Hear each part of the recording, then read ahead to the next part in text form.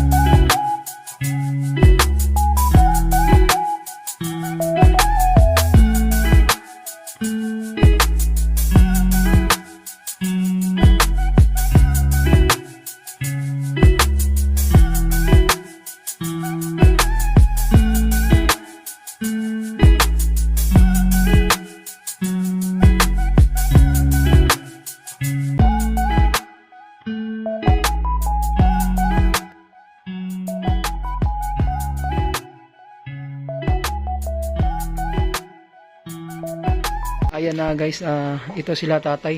Anong pangalan nyo, tay? Agudo. Agudo? A-G-O-D-O. Oo, tapos sabi ni Kuya Rinanti, tay, kasi tumawag siya sa akin kaya ako napadaan dito. Opo. Na ayun, nagpunta nga daw kayo dito kasi naghahingi daw kahit kunting tulong lang. Opo. Totoo ba na PWD kayo? Oh, PW. Oh. Sabi ni Kuya Rinanti, bulag ka daw? Opo, bulag. Si nanay, asawa mo? Oo. Ibig sabihin, dalawa kayo? Pero may kunting makaaninag lang sa kunti. Makaaninag siya. Opo. Tapos nga, ganito tayo, sino yung tinutuluyan nyo dito?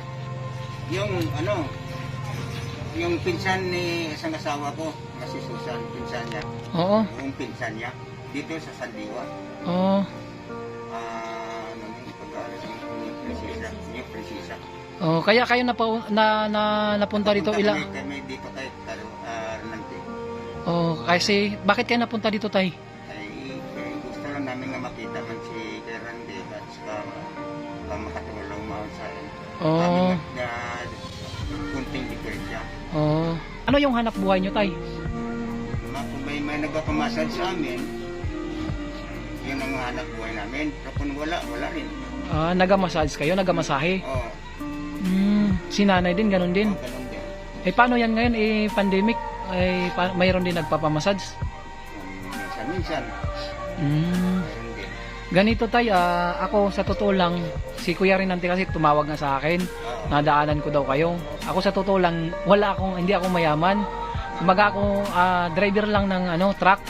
Nagda-drive lang din ako ng truck. So, kahit papaano, kahit sa malit na bagay, minsan nagtutulong-tulong ako, nagabigay-bigay ako kahit kunting bagay, kunting halaga, ayun. Ngayon si Kuya Rinanti nakiusap sa akin, anan ko kayo dito. So ganito, tay, magbibigay ako ng kahit kunting halaga, taya.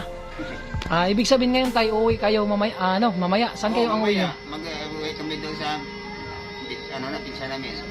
Sa Sandiwa. Sa Sandiwa, pinsan nyo. May anak ba kayo, tay? Wala pa. Wala na kayong anak. Salaman kami. So ngayon, tay, hindi na ako magtatagal, taya. Opo. Ito tayo, sino bang makahalagilap? Ayan, nay ha. And anong masasabi mo, nay? Ano yan, nay? Halagang 500 pesos, nay. Maraming salamat po, lalo na sa inyo, Kuya Ramon. Sana pagbabayan ka ng Panginoong Diyos na maraming salamat. Yan, salamat na yan, salamat. Sige, maraming salamat. Walang anuman, tay, kasi kung ako, tay, kung meron tayo, wala akong Sige lang. hindi ako nagdadalawang isip na magbigay pag meron ako. Kasi nakakaintindi tayo di ba? Hirap nga. Yung ang mga may walang kapansanan, hirap nga pa kaya yung may kapansanan, di ba? Kaya ako naawa ko sa mga may kapansanan. Ay ayun, tumawag si Kuya Rinante. Galing ako sa trabaho, dinaanan ko kayo para ayun, makita ko kayo. Ayun nga, totoo nga ano, bulag kayo, di ba? Ayan tay, hindi na ako magtatagal tay ha. Okay, maraming salamat ya. Ayun guys, anong pangalan mo ulit, Nay? Si Miss Susan Inopera. Susan, Nanay Susan at saka si Tatay Agudo, kay Tao. Agudo, ayan. Ayan tay ha, hindi na ako magtatagal tay ha. Okay, salamat. Yan, walang anuman tay. Ingat na lang kayo palagi. God bless. Sige, Nay. Salamat. Ayan guys, uwi na tayo.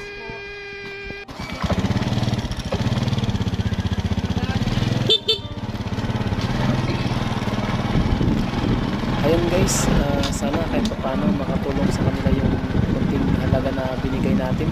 Ayun na lang kasi yung pira ko na nadala. Yan, napauwi na tayo. Remember when I told you no matter where I go, I'll never leave your side, you will never be